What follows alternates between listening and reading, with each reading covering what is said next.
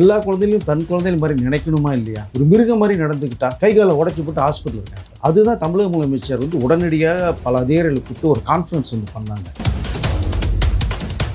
அவங்க அம்மா கூட கத்திட்டு வராங்க, பார்த்தீங்களா? அவனை விட்டுருங்க, அவனை நான் படிக்கிறேன் அப்படின்னு. ஊருக்குள்ள எவ்வளோ அவமானம், வசி கிட்ட சிட்டிலே ஒரு 70 ரவுடிகளுக்கு மேலே கைது பண்ணாங்க. இந்த கட்ட பஞ்சாயத்து ரவுடிசம் நீங்கள் சந்திக்கவே விடாமல் நீங்கள் இப்படி வார்த்தைகள்லேயே முட்டி மோதிக்கிட்டு சோசியல் மீடியாவில் இருந்தீங்கன்னா அது இன்னும் வளர்ந்துட்டே தான் போகும். அவ்வளோ ஆக்ரோஷமாக கோவப்பட்டு பேசின ஜெயமரவி நான் பார்த்ததில்லை. கார்த்தி ரொம்ப ஹெல்ப் பண்ணியிருக்கேன். ஏன்னா அவனோட திக்கஸ்ட் ஃப்ரெண்டு. அந்த பொண்ணும் பாவம் 13 வயசில் அம்மா கிடையாது, 19 வயசுல அப்பாவும் இழந்துட்டாங்க. மற்றவர்கள் சொல்லி கல்யாணம் பண்ணி வைக்கிறாங்க. வந்த ஹஸ்பண்ட் ஒரு சைக்கோ மாதிரி இருந்தான். 4 மாதத்தில் குழந்தை வயிற்றுல.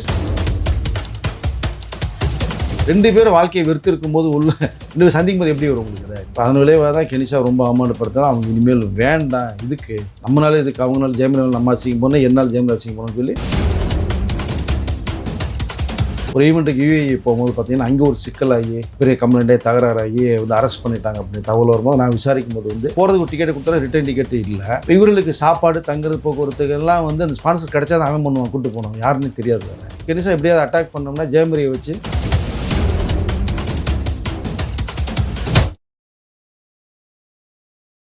காந்தம் மீடியா நேயர்களுக்கு வணக்கம். நான் உங்கள் விஜயாஸ்மின். இன்னைக்கு நம்ம கூட சீனியர் ஜெர்னலிஸ்ட் வெங்கி சார் அவர்கள் தான் இருக்காரு. வணக்கம் சார். வணக்கம். எப்படி சார் இருக்கீங்க? நல்லா. கோவை சிறுமி கொலை வழக்கு இப்போ தமிழகத்தையே உலுக்கிட்டு இருக்குன்னு தான் சொல்லணும். அந்த ஒரு இஷ்யூ போகிறத தாண்டி நடிகை குஷ்பு அவங்க ரீசெண்டாக ஒரு பேட்டி கொடுத்துருக்காங்க. அதில் போய் கேட்குறாங்க, எந்த ஆட்சி மாறினாலும் இந்த ஒரு விஷயம் நடந்துகிட்டே இருக்குது, இதை எப்படி பார்க்குறீங்கன்னு கேட்கும்போது, ஆட்சியில் குறை சொல்லி எந்த தப்பும் கிடையாது, ஆட்சியை நீங்கள் ப்ளேம் பண்ணாதீங்க, எல்லாத்துக்கும் பேரண்ட்ஸ் தான் காரணம், குடும்பத்தை தான் நீங்கள் ப்ளேம் பண்ணணும் அப்படின்ற ஒரு விஷயம் ஒரு நடிகராக இருந்தால் அவங்க சொல்லியிருக்காங்க. இந்த விஷயத்தை எப்படி பார்க்குறீங்க?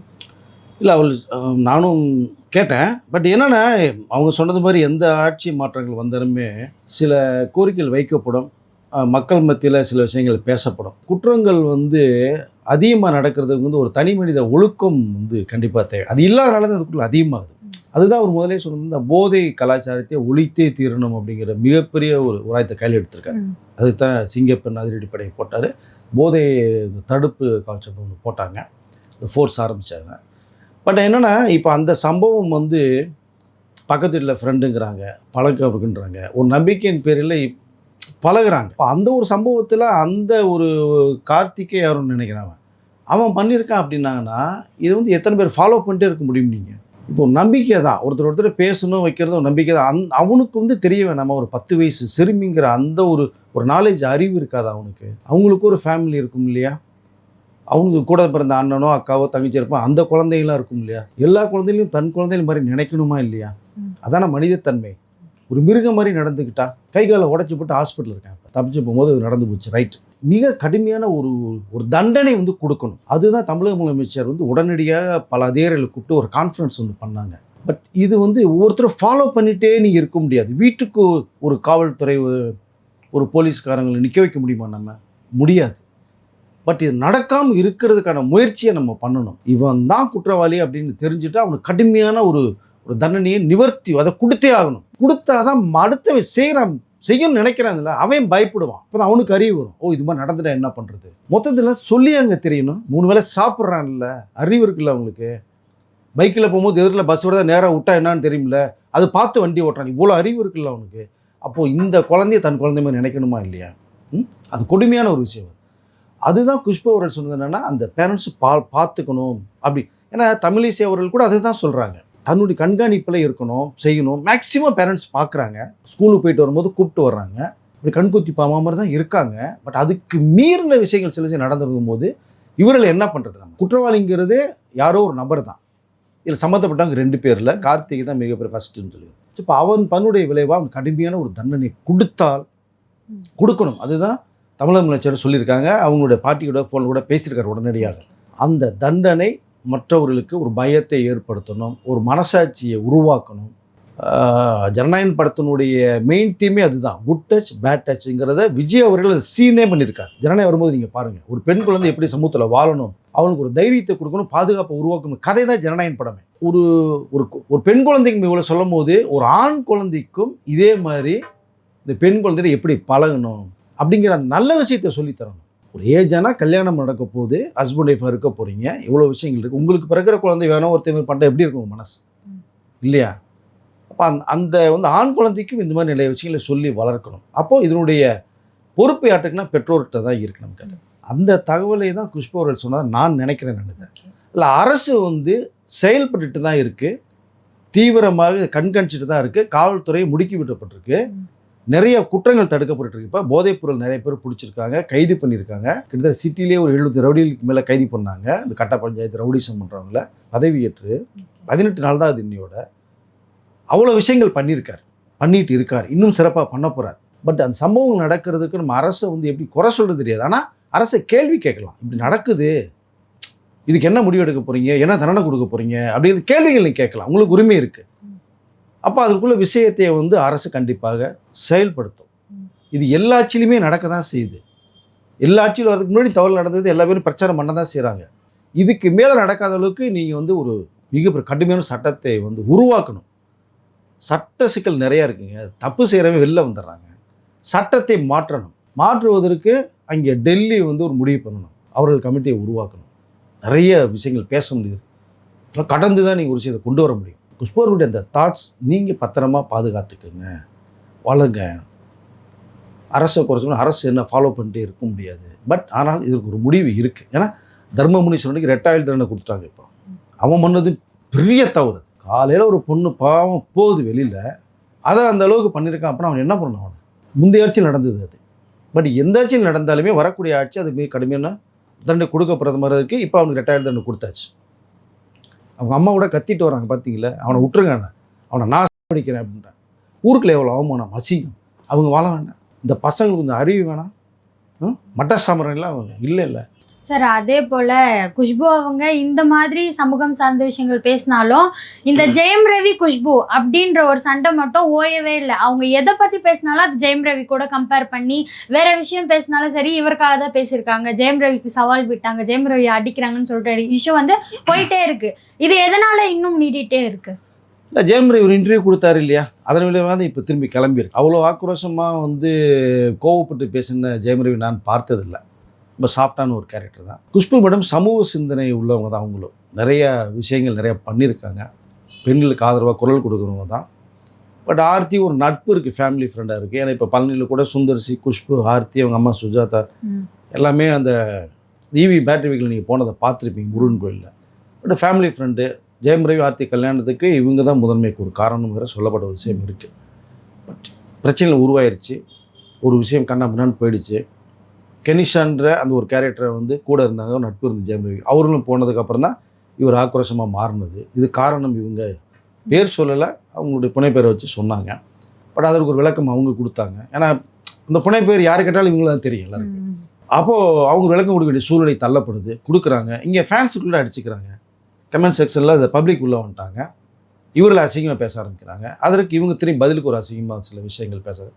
ஸோ அதில் குஷ்பு அவர்கள் வந்து அவங்களுக்கு ஒரு இமேஜ் இருக்குது, ஒரு ஸ்டேட்டஸ் இருக்குது, மிகப்பெரிய ஒரு கட்சியில் வந்து மிகப்பெரிய ஒரு பதவியில் இருக்காங்க. பட் அப்படி இருக்கும்போது இதை வந்து நீங்கள் இந்த இன்ஸ்டாவிலையும் ட்விட்டர்லையும் நீங்கள் கேள்வி மேலே கேள்வி கேட்டு கமெண்ட்ஸ் போடும்போது மற்றவர்கள் அசிங்கம் பேசுனா பேசிட்டு போயிடலன்னு விட்டு நீங்கள் கடந்து போயிட்டீங்க அப்படின்னா 2 தடவை கேள்வி பதில் சொல்ல போகிற 3 தடவை விட்டுருவாங்க, அவனுக்கு வேறு வேலை இருக்கும். இப்போ சமயத்தில் கூட வந்து விஜய் அவர்களை கூட வந்து குஷ்பு அவர்கள் தலைமைச் செயலகத்தில் போய் பார்த்துட்டு மரியாதை நிமித்தமாக சில கோரிக்கைகளை வச்சுட்டு வந்த ஒரு விஷயமும் உங்களுக்கு இருக்குது. சுந்தர்சி கிட்ட வந்து பிரச்சாரம் பண்ணும்போது மருத்துவத்தில் விஜய் எதிர்த்து பேசுவீங்களா அப்படின்னு கேள்வி கேட்டது கூட நான் பண்ண மாட்டேன், விஜய் என்னுடைய மிகப்பெரிய ஒரு சகோதரர் மாதிரி, குடும்ப ஃபேமிலி ஃப்ரெண்டு. குஷ்பு விஜயும் வந்து அக்கா தம்பி பாண்டிங்கில் இருக்கிறவங்க. நான் அப்படி விஜயை விமர்சனம் பண்ணி அரசியலில் ஜெயிக்கணும்னு எனக்கு அவசியம் கிடையாது, என்னுடைய விஷயத்தை நான் பேசுவேன் அப்படிங்கிறத ஒரு கௌரவமாக சுந்தரிசி சொன்னாங்க.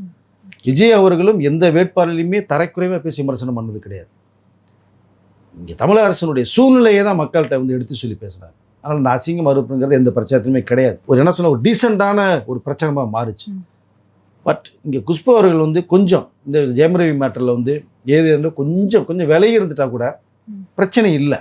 ஆர்த்தியும் ஜெயம் ரவியும் மீட் பண்ணி கொஞ்சம் அட்டம்ப்டில் ஒரு நாள் 2 நாள் ஃப்ரீயாக பேசினாங்கன்னா ஹஸ்பண்ட் ஒய்ஃபுக்குள்ள தகராறுலாம் டக்குன்னு சரியாயிடும். நீங்கள் சந்திக்கவே விடாமல் நீங்கள் இப்படி வார்த்தைகள்லேயே முட்டி மோதிக்கிட்டு சோசியல் மீடியாவில் இருந்தீங்கன்னா அது இன்னும் வளர்ந்துட்டே தான் போகும். ஜெயம் ரவி தனிமையில் இருக்கார், கஷ்டப்படுறாரு, வாடகை வீட்டில் இருக்காருன்றார். தனிமையை ரொம்ப கொடுமை. அவர் பட்டு ஏதோ ஒரு விஷயத்தில் தவறு பண்ணுறான்னு வச்சிங்களேன், கஷ்டமாயிடும். பட் இங்கே கார்த்திக் கார்த்தி வந்து ரொம்ப ஹெல்ப் பண்ணியிருக்கேன். ஏன்னா நல்ல திக்கஸ்ட் ஃப்ரெண்டு. ம். இப்போ சூர்யா, கார்த்திக்லாம் ஜெயம் ரவிக்கு அவ்வளோ நல்ல ஃப்ரெண்டு. ஒரு சப்போர்ட்டிங்காக இப்போ இருக்கார். ரொம்ப தைரியமாக இருக்கார். இப்போ திடீர்னு சபரிமலைக்கு மாலை போட்டார் ஜெயம் ரவி. இந்த கோபத்தெல்லாம் கட்டு கடைக்கி மாலை போட்டு இப்போது நிறைய தலைமை சொல்லி போயிட்டு வந்த ஒரு விஷயம்லாம் இருக்குது. அமைச்சர்லாம் பார்த்துட்டு வந்தது.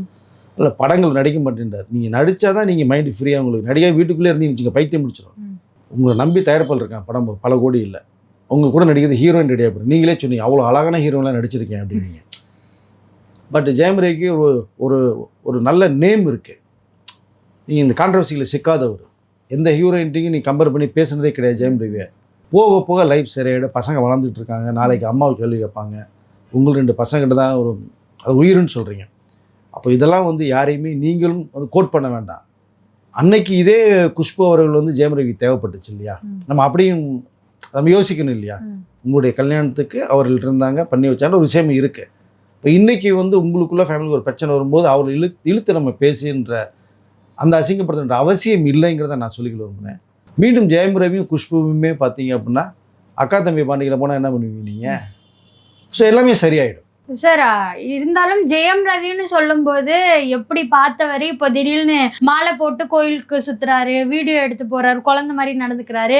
இந்த மாற்றத்துக்கு என்ன காரணம்ன்றது போக கெனிஷாவால தான் ஜெயம் ரவி இப்படி மாறிட்டாரு, அவங்க போனதுனால தான் இப்படி ஆச்சு அப்படின்னு சொல்லிட்டு கெனிஷா மேல எல்லா பழியும் திருப்புறாங்க அப்படின்றது சோஷியல் மீடியால வந்துட்டு இருக்கு. இந்த விஷயத்தை எப்படி ஒரு நட்பாக இருந்தாங்க, ஒரு ஆதரவு தெரிவித்தாங்க, ஒரு தைரியமாக இருந்தது அப்படின்றதால தான் ஜெயம் ரவியுடைய தாட்ஸ்.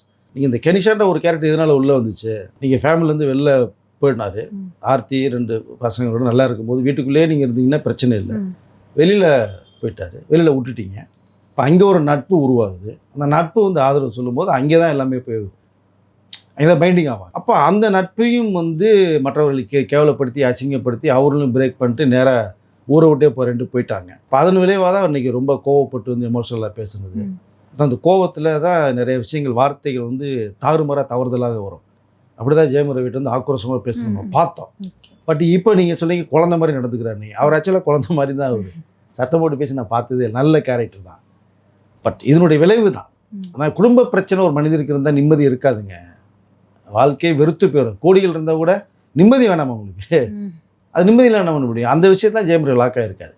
இப்போ அந்த கோவத்தை அடக்கிறதுக்கும் சாந்தமாக மாறுறதுக்கும் ஒரு குழந்தைத்தனமாக மாறுறதுக்கும் தான் அவர் மாலை போட்டு அந்த யூனிஃபார்ம் போட்டுட்டு சாஃப்டாக இருக்கார். 2 பேரும் சேரக்கூடாதுன்னு நிறைய பேர் நினைக்கிறாங்களா என்னன்னு தெரியல. வேறு அது ஆர்த்தி அவர்கள் வந்து நீ உங்கள் ஃபேமிலி விட்டு வெளில வந்துடுங்க, உங்கள் லைஃப் இனிமேல் ஜெயம் ரவி தான் பசங்க தான் அப்படின்னா நீங்கள் 2 பேரும் ஒன்றா இருங்க.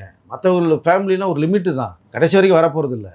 இல்லை இங்கே ஏதோ ஒரு சந்தர்ப்பத்துக்கு போட்டு ப்ரெஷர் கொடுக்கும் போது எல்லாமே வந்து வெடிக்கிறாங்க. கெனிஷா அவங்க இங்கேருந்து போனதுக்கான காரணம் இது மட்டும் கிடையாது. அதை தாண்டி அவங்களுக்கு பல சிக்கல்கள் இருக்குது. போன இடத்துலையும் நிறைய சிக்கல்களை ஃபேஸ் பண்ணுறாங்க, ரொம்ப மன உளைச்சலுக்கு ஆளாகியிருக்காங்க அப்படின்ற விஷயம்லாம் வந்துட்டுருக்கு. அது எந்த அளவுக்கு? அதுதாங்க. இப்போ ஜெயம் ரவி தனியாக இருந்துட்டு வந்தார். அந்த பொண்ணும் பாவம் 13 வயசில் அம்மா கிடையாது, 19 வயசுல அப்பாவும் இழந்துட்டாங்க. மற்றவர்கள் சொல்லி கல்யாணம் பண்ணி வைக்கிறாங்க. வந்த ஹஸ்பண்டு வந்து ஒரு சைக்கோ மாதிரி இருந்தான், 4 மாதத்தில் குழந்தை வயிற்றுல சாவடிச்சிட்டான் அப்படிங்கும்போது அந்த பெண்ணுக்கு ஒரு ஆதரவு தேவைப்படுது. பட் அதன் விளைவு அவங்க வந்து சம்பாதிக்கணும் இல்லையா, சாப்பிட்ணும், இவ்வளோ விஷயங்கள் இருக்குது. அப்போ தான் பாட்டு நல்லா பாடுற போது தான் ஒரு கிளப்பில் பாடுறாங்க செய்கிறாங்க. அங்கே ஜெயம் ரவி அவங்களுக்கு வந்து ஒரு நட்பு உருவாகுது. பட் இங்கே வந்து இதுக்கு முன்னாடி நீங்கள் போனீங்கன்னா கெனிஷா நம்ம கம்ப்ளைண்ட் பண்ணலாம், இவனால தான் ஜெயம் ரவி வெளில போனாங்க. நீங்கள் வீட்டிலே பிரச்சனை, வெளில போனதுக்கப்புறம் தான் அந்த நட்பே உருவாகுது. அப்போ அவர்கள் வந்து ரொம்ப தனிமையில் இருக்கும்போது ரெண்டு பேரும் வாழ்க்கையை வெறுத்து இருக்கும்போது உள்ள 2 பேர் சந்திக்கும் போது எப்படி வரும் உங்களுக்கு? அதை அந்த ஒரு நல்ல ஒரு நட்பு பாண்டிங் வந்தது. பட் இங்கே பெரிய விஷயமாச்சு. அப்புறம் இப்போ அதன் விளைவாக தான் கெனிஷா ரொம்ப அவமானப்படுத்த அவங்க இனிமேல் வேண்டாம், இதுக்கு நம்மளால இதுக்கு அவங்களால ஜெயம் ரவி நம்ம அசிங்கம் போனோம், என்னால் ஜெயம் ரவி அசிங்கம் போகணும்னு சொல்லி அந்த நட்பு வேணும்னு விலகிட்டு போனாங்கன்னா அவங்க உண்மையிலே பெருமைக்குரிய விஷயம் தானே அது பார்க்குறது. அதை நம்மளால் கஷ்டப்படக்கூடாது. பட் இப்போ போய் ஒரு இடத்துக்கு போகும்போது பார்த்தீங்கன்னா இப்போ சமீபத்தில் ஒரு செய்தி கூட வந்துச்சு. இப்போ நேற்று ஒரு ஈவெண்ட்டுக்கு யூஏஇ போகும்போது பார்த்தீங்கன்னா அங்கே ஒரு சிக்கலாகி பெரிய கம்ப்ளைண்ட்டே தகராறாகி வந்து அரெஸ்ட் பண்ணிட்டாங்க அப்படின்னு தகவல் வரும்போது நான் விசாரிக்கும் போது வந்து அது இப்போ நடந்தது மாதிரி இல்லை. எப்போ நடந்ததுன்னே தெரியல. 2020 நடந்த மாதிரி ஒரு தகவல் வருது, 26 கிடையாது. ஏன்னா நீங்கள் அந்த கண்ட்ரிலாம் போனீங்க அப்படின்னா தவறு செய்தாலே 15 நாளைக்குள்ளே பனிஷ்மெண்ட் கொடுத்து ஒரு தண்டனை கொடுத்துருவாங்க. இங்கே மாதிரிலாம் வளவலாம் இழுத்துட்டு கேஸ் மேலே கேஸை போட்டு வாய்தா போட்டு வரலாம் கிடையவே கிடையாது. Immediate action. பட் ஒரு ஈவெண்ட்டுக்காக சில மேனேஜ்மெண்ட்ஸ் கூட்டு போனதாக ஒரு தகவல் வருது. போன இடத்துல வந்து அவங்க ஸ்பான்சர் கிடைக்கல, பிரச்சனைகள் உருவாகிற மாதிரி ஒரு தகவல். பட் அந்த இடத்துல என்னென்னா போகிறதுக்கு ஒரு டிக்கெட்டு கொடுத்தா ரிட்டர்ன் டிக்கெட்டு இல்லை. இப்போ இவர்களுக்கு சாப்பாடு தங்குறது போக்குவரத்துக்கெல்லாம் வந்து அந்த ஸ்பான்சர் கிடைச்சா தான் அவன் பண்ணுவான், கூட்டு போனவன் யாருன்னு தெரியாது வேறு. அப்போ இவர்களுக்கு எல்லாமே மேனேஜ் வரும்போது அந்த மேனேஜ்மெண்ட் மேலே வந்து கோவப்படுறாங்க. ஏன்னா இப்படி கொடுத்து உட்கார வச்சுட்ட, நல்ல ஹோட்டல்ஸு உங்களை 7 ஸ்டாரில் தங்க வைக்கிறேன்னு கூப்பிட்டு போவாங்க. அங்கே சிங்கிள் ஸ்டார் கூட தங்கி சில நேரங்களில். நிறைய பேர் ஆக்டர்ஸ்க்கு ரொம்ப பெரிய ப்ராப்ளம் வந்துருக்கு. பாஸ்போர்ட்லாம் முதல் வாங்கி வச்சுக்குவாங்க. நிறைய ப்ராப்ளம் நடக்கும்போது தான் ஆக்டர்ஸ் அவங்க போகிறவங்க வந்து பாஸ்போர்ட் டிக்கெட் விசாலாம் இவங்க வாங்கி வச்சுக்கிறாங்க இப்போ. ஸோ அவ்வளோ நிறைய சிக்கலில் சந்திச்சு தான் அவங்க சின்ன ஒரு கேள்வி கேட்கும்போது இது பெரிய பிரச்சனையாச்சு, இஷ்யூவாச்சு. அங்கே பனிஷ்மெண்ட் கொடுத்தாங்கன்னா ஒரு தகவல் வருதே தவிர இது எப்போ நடந்தது, போன வருஷமா இந்த வருஷமா, பட் அவங்க வந்து இப்போ எங்கே இருக்கான்னு வேறு தெரியாது நமக்கு. அதை கணிசா எப்படியாவது அட்டாக் பண்ணோம்னா ஜெயமரியை வச்சு திரும்பி ஒரு ட்ராக் கொண்டு போகலான்னு நிறைய கேரக்டர்ஸ் வெளில வெயிட் பண்ணிட்டு இருக்காங்க. அதனால் இது சரியான ஒரு தகவல், இது வந்து நிஜம் தானே இப்போ நடந்ததாங்கிற விஷயம் சேகரித்த வரைக்குமே வரலை. சினிமா சம்மந்தப்பட்ட நிறைய விஷயங்களை பகிர்ந்ததுக்கு நன்றி. நன்றி.